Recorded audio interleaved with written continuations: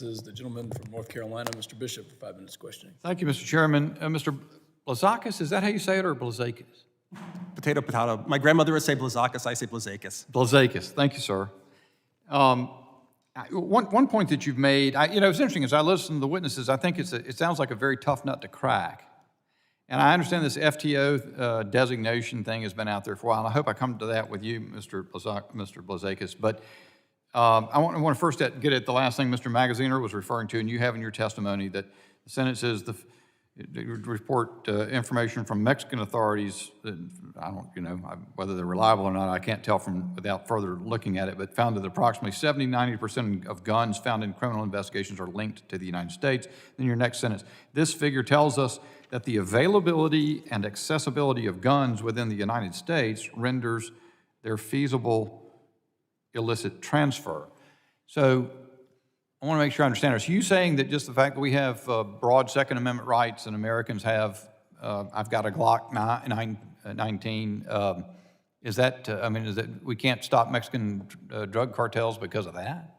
Oh, that's certainly one component of it. There's no questioning that there are illegal weapons illegally being moved, and individuals may be purchasing these weapons legally in the United States. So there is a significant access to weapons. There's no secret about that in the United States. There certainly is access to guns in the United States. It's constitutionally protected. The question I have for you, what are you saying then should be done about that? I mean, I didn't think it was a great idea when the Obama administration ran guns in the United States. I remember that big controversy. I wasn't here then.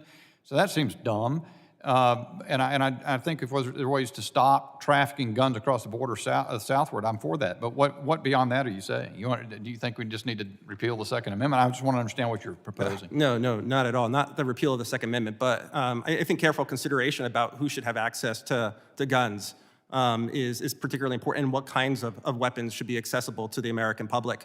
I mean, we've seen time and again, this is a separate issue, school shootings in this country plaguing us, just as the drug epidemic is plaguing us.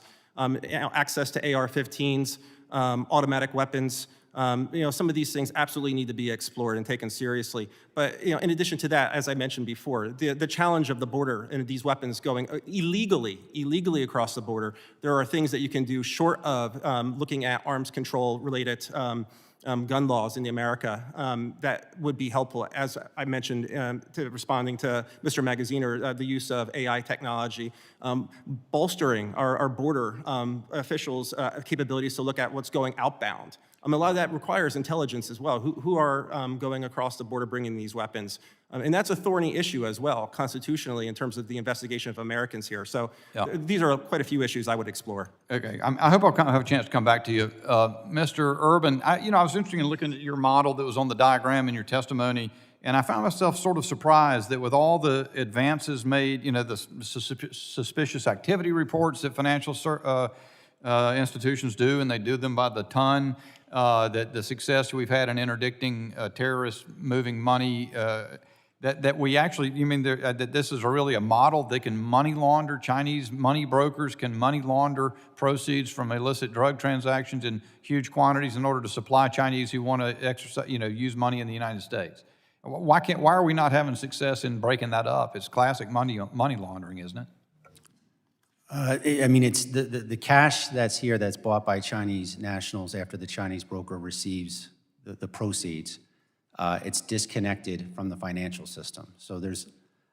it does not go through the financial system? It does, but it's disconnected in a way that it's not linear, where the drug proceeds are smurfed into banks or smuggled or wire transferred. The cash stays in each country or location. So it's not traditionally like it's been wired or moved or transferred. That's what you're talking about, suspicious activity reports.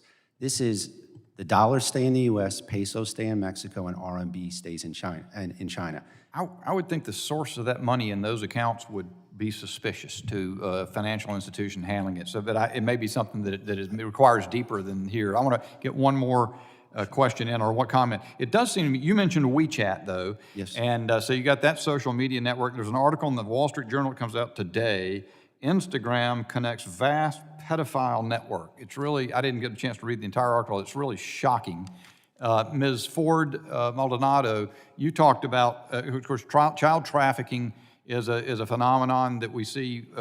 Sex trafficking in the United States, facilitated by cartels, is something that We've seen that at higher levels than ever. Maybe I'll ask you, are social media networks contributing to that illegal conduct? I've been concerned about U.S. officials, agencies suppressing free speech on social media networks and have fought that, or, agencies doing that, but we ought to be doing everything we can to stop illegal conduct on Instagram that's promoting pedophilia and so forth, shouldn't we? Gentleman's time has expired, but please quickly.